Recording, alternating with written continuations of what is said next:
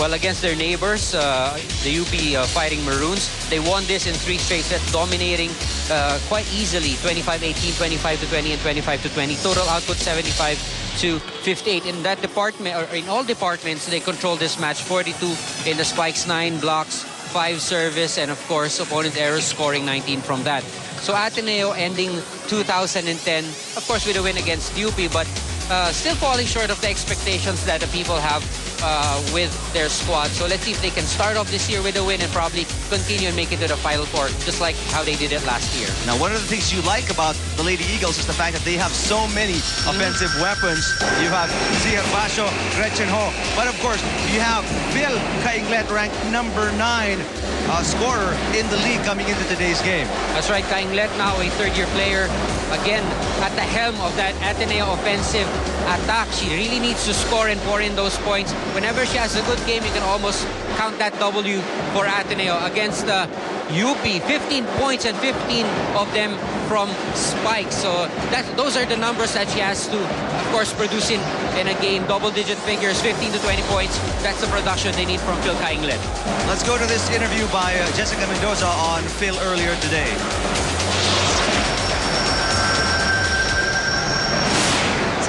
Let's refresh our memories a little bit. Now, you were named player of the game against UP before the Christmas break.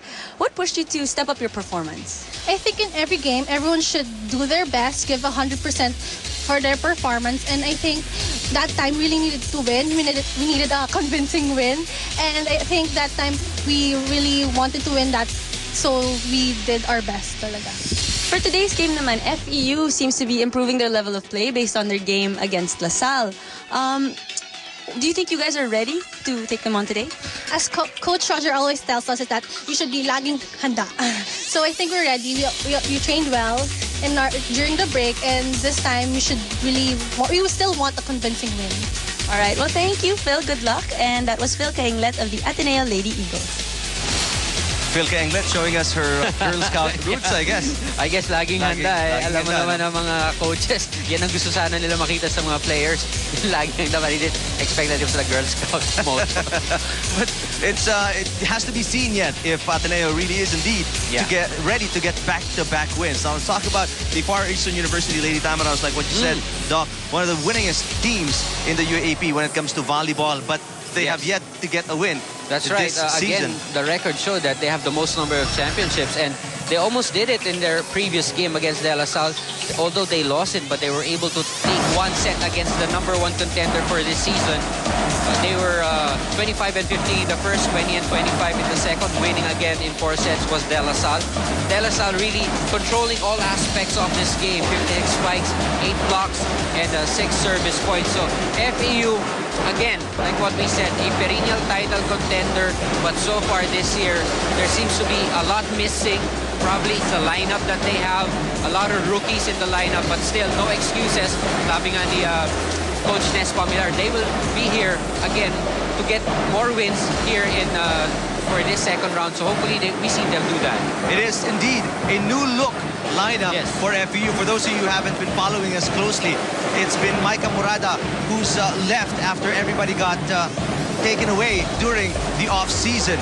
And FEU's been relying solely on the offensive skills of Murada to get them to win a game, but so far they haven't. That's right. She's the #1 attacker, definitely, for FEU with this lineup that they have.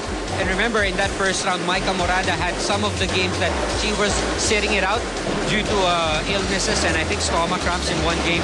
But the number she produced against De La Salle, Micah Murada scoring 15 points, 15 from the attack. Same numbers as Phil Kainglet. And unlike Phil Kainglet, who should be content with those numbers, Micah Murada should double this output. Definitely. If they want to win. Because si Micah Murada lang talaga inaasahan sa front line ng FEU. So more production from Micah Murada is needed, especially with the lineup that they have right now. Let's go to Maan Panganiban with her chat with Micah Murada. Hi, Micah. Happy New Year. Okay, let's just talk about your team. You're still trying to get your first win. And I know it's really hard, especially sa'yo. Senior ka, tapos yung mga teammates mo, rookies pa. So, paano mo sila minomotivate? Paano mo sila ina-encourage coming off a loss, tsaka papunta ng isang game?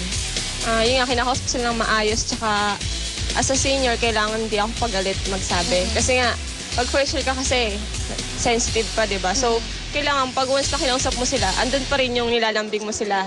Andun yung kakausapin mo sila ng maayos, hindi mo sila ida-down, dapat i-up mo sila. So, mahirap mag-motivate ng mga taong katulad ng first year, ganun. So, kung gusto ko silang i-motivate, tas ayaw mag-motivate, hindi ko na kasalanan. And now, let's just talk about this, the game that you had between the LSU. Maganda yung pinakita ng team natin. Maganda yung defense, matibay yung offense. Ngayon, kakalabanin ng Ateneo, no, paano natin maipapakita ulit yon para manalo tayo? Same pa din yung ginawa namin. Ganun pa din. Kung ano yung pinag-aralan namin sa Lasal, ganun pa din. Mas nagdagdag lang ng coverage at saka more on defense. Kasi yung attack namin ando na. Pati yung mga first year namin. So, sa amin lang, focus lang at saka alaga sa bola. Kailangan wag mamamatay. Okay, so thank you so much. We are going to be seeing you later on the court. So there you have it, my camarada of the FEU Lady Tams. FEU ranked number 6 in defense out of the 8 teams, so that, and also last in serving. Yeah. So that goes to show you how far they've fallen. Yes. After they retooled the lineup, after changes in the off season. And like what Micah Morada said in that interview, she knows that the maturity of her teammates really is put in question, especially with having 0 and 5 in the team standings. But sabi nga niya, it's her job to motivate them, not to put them down, give them more encouragement. But sometimes if it's the players that has the problem, hindi nagre-react or hindi nag-absorb ng sinasabi mo, doon siya nagkakaproblema.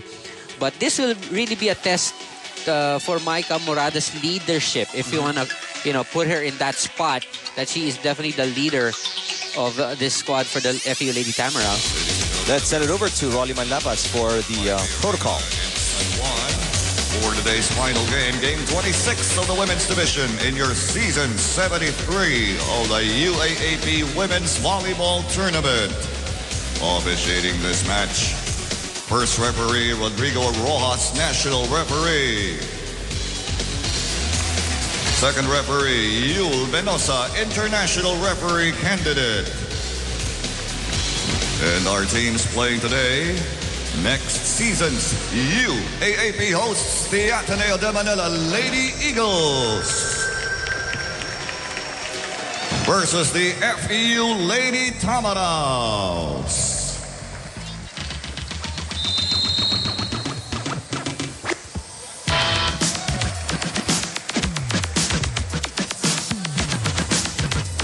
Ateneo is at 2 and 4.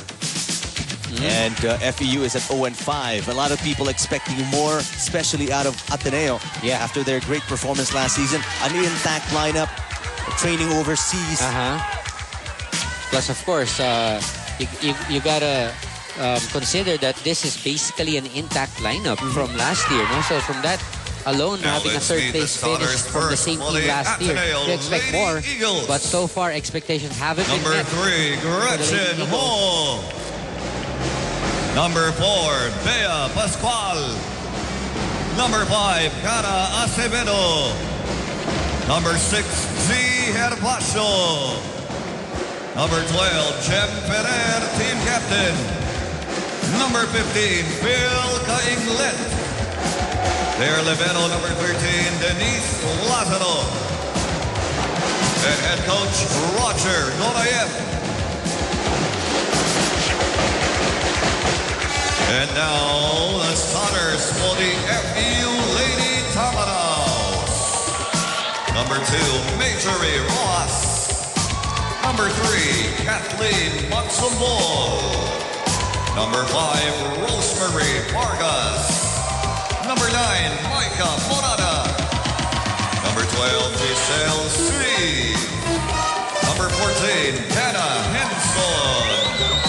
Their libero number 1, Christine Agno.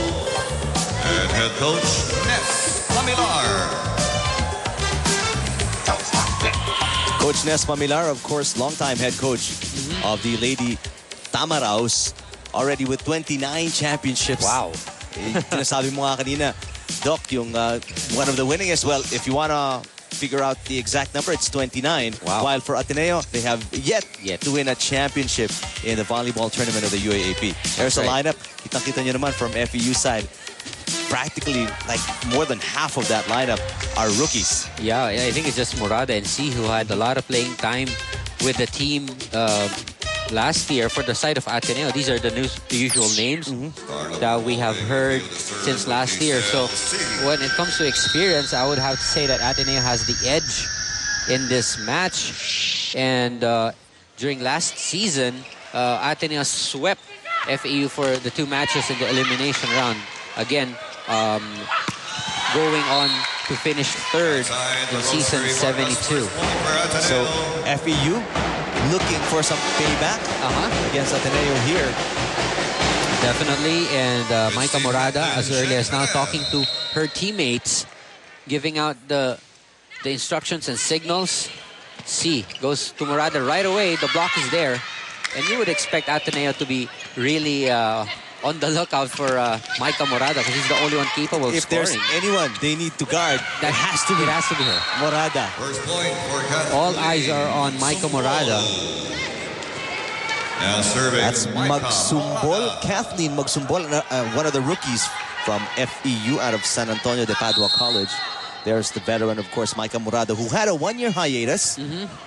And everybody thought she wasn't coming back. But just when, things changed for FEU during the offseason, back in is Morada to rescue the squad. It's outside. Almost made it. Vargas missing the line. But that was a good play from Henson. The defense of Henson working well. And then good setup for Vargas, but she missed the line. Bea Pascual. It's Bea Pascual playing in her final year for Ateneo as Rojas fires one in. Poor defense there by Kainglet. That was a slow ball from Rojas, and Kainglet just extended one arm to get to the ball. So again, that's a basic mistake, trying to reach out with that one hand.